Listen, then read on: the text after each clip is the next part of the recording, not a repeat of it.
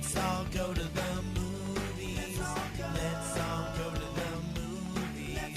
Let's all go to the movies and have ourselves some fun. Let's go.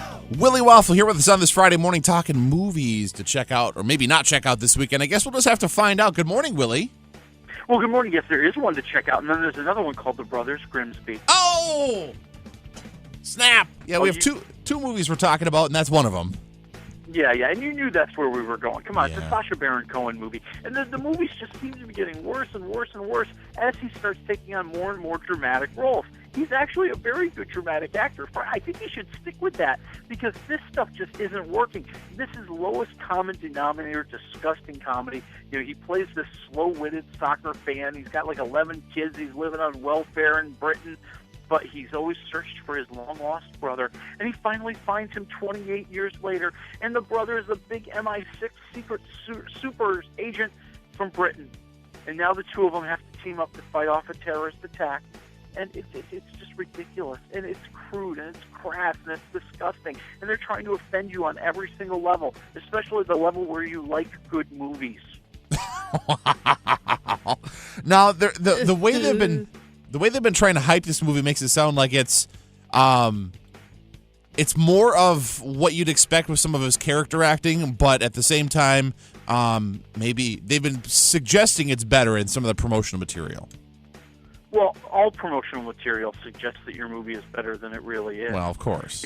Your promotional material, that's your hype guy. You know, that's that's like in professional wrestling when your manager starts telling the whole world about how good you are and how you're going to defeat Brock Lesnar on Saturday. No, that's not what's going to happen here in this movie. This movie is just going to the dogs, and it's just horrible. It's one waffle. One waffle, he says. Now, I'm curious because they've actually made a commercial out of the scene that was too gross to show on TV.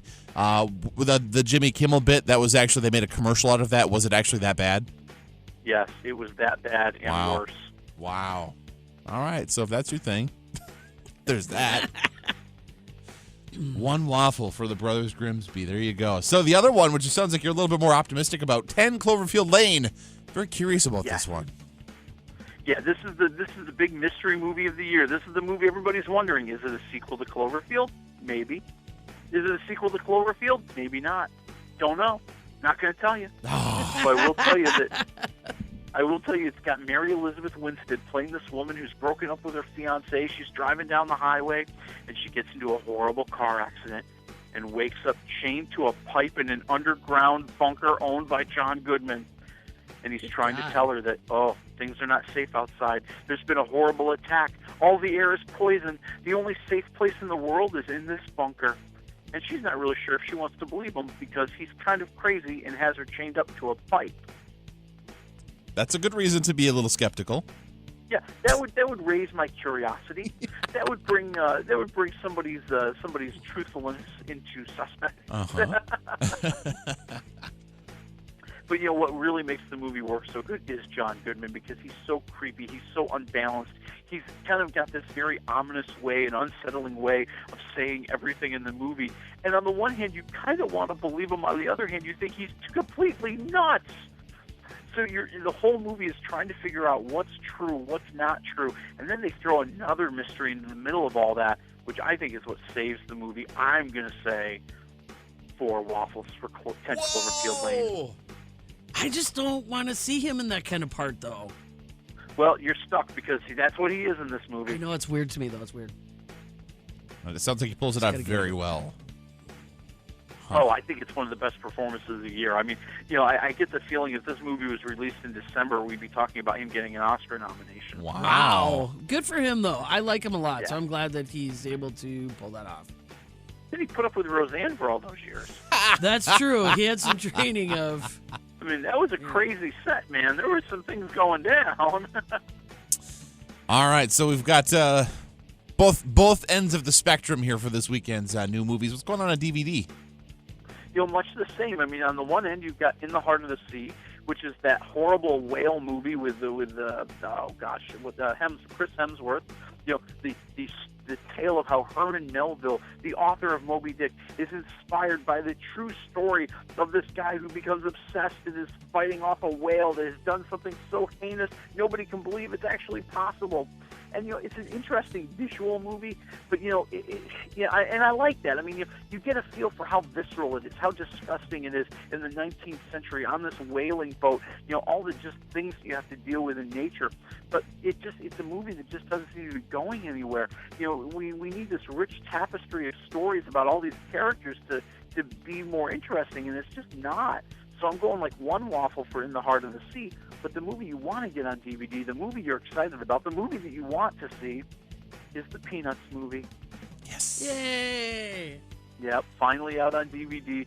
Lovable Charlie Brown has a crush on the new girl who moved in next door, the little red-haired girl. And, of course, he doesn't know what to say. He doesn't know what to do. And he keeps making it worse every time he opens his mouth. and that's the fun part about the Peanuts movies. That, people forget, like, it was one of the first kind of comics or child kind of centered entertainment vehicles that truly entertained adults as well. There was kind of always these dual kind of meanings to the stories and dual kind of meanings to what Charlie Brown was saying. The fun stuff that the kids would laugh at and the harsh reality, truth of life that parents would go, yeah, I get it. And you see that in this movie, but you still have your favorite antics, you still have your favorite music, you still have your favorite characters, and they didn't make them all modern. They're not twerking to Taylor Swift. They're not punching up on their cell phones, and that's why the Peanuts movie gets 3 waffles. See, That's right. I was very worried because they decided to go computer animated with it, and I thought, oh no, here we go. Yeah, and they do look a little different. I mean, you can't deny that. But, I think everything's familiar enough to where if you're a longtime fan, you'll be very happy. And if you're a kid and this is your first exposure to the Peanuts, you're going to want to see them over and over and over again.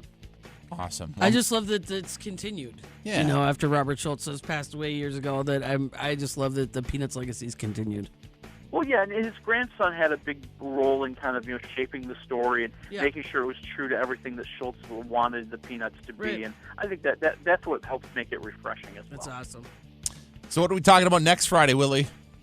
Well, next week, Friday, we're going to talk about the next Divergent movie, Allegiant, which is what, number 3, number 4? I've lost track. Yeah, I've lost count too. All right. We look forward to it. In the meantime, have a great weekend. Good week next week. We'll talk to you next Friday, Willie. All right, we'll talk to you next Friday.